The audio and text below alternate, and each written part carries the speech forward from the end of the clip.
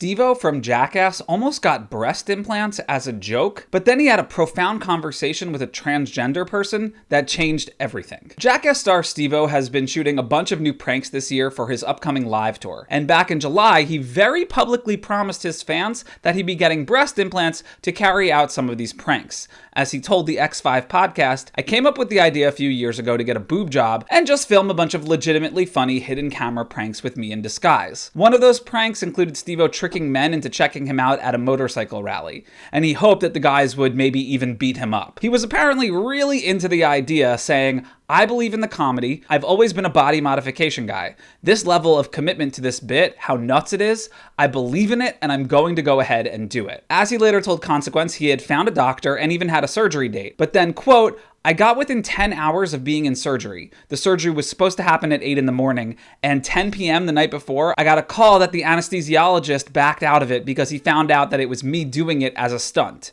And that kind of set off a chain reaction where the doctor didn't want to be associated with it anymore." Steve-O says he wasn't ready to give up on the stunt just yet, but later that day, quote, "I was checking out at the supermarket, and the person ringing up my groceries was evidently transgender, and it struck me as a sign from the universe. So I asked the transgender person if I could run something by them, and I had a conversation with this person that had a profound impact on me." Steve-O told them about the plan for the motorcycle rally, and the transgender person said they were not comfortable with that. He says the grocery store employee described how they weren't allowed to use the bathroom at their place of work, that there were like maybe 28 states in the country that would arrest them for having an ID that said female on it, that there were politicians making concerted efforts to lock them up in internment camps. Steve-O said it was really pretty heartbreaking, the level of oppression that was described. Framed like that, I thought about it in a way that I hadn't before, where, wow, maybe it's not all fun and games, especially the pranks, because ultimately, it would be an exercise in celebrating violence against trans people. At least it would be interpreted that way by some,